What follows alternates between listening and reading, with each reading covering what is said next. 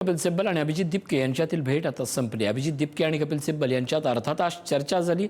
एकूणच देशातल्या सर्व घडामोडी पाहता या भेटीकडे संपूर्ण देशाचं लक्ष लागलं होतं, पण आता यांच्यातली भेट संपलेली आहे।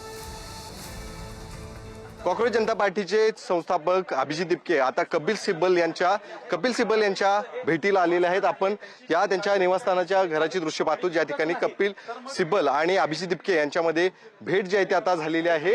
काही वेळापूर्वीच या ठिकाणी त्यांचं आगमन झालेलं आहे आणि त्या ठिकाणी आता आपण जर बघितलं तर कपिल सिब्बल यांच्याशी कायदेशीर बाबींसंदर्भात ते आता चर्चा देखील करत आहेत। आणि अर्थातच काल या काँग्रेस जनता पार्टीला एक मोठं यश मिळालं, ज्या मागणीसाठी गेल्या 36 दिवसांपासून जो लढा सुरू होता, तो लढा म्हणजे अर्थातच धर्मेंद्र प्रधान जे देशाचे शिक्षण मंत्री आहेत, त्यांच्या राजीनाम्याची मागणी जी आहे ती या काँग्रेस जनता पार्टीच्या आंदोलनातून करण्यात आली होती। आणि या आंदोलनाच्या पार्श्वभूमीवर आपण जर बघितलं तर कपिल सिब्बल यांची देखील आता ती भेट महत्वाची ठरणार आहे।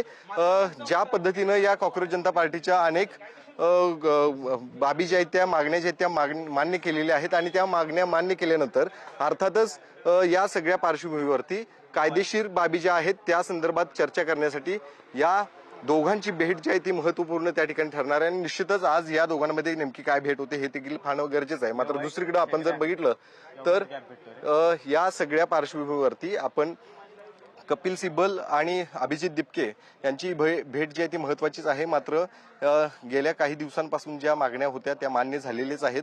मात्र त्या दोघांमध्ये काय नेमकी या ठिकाणी बैठक होते हे देखील पाहणे गरजेचं आहे।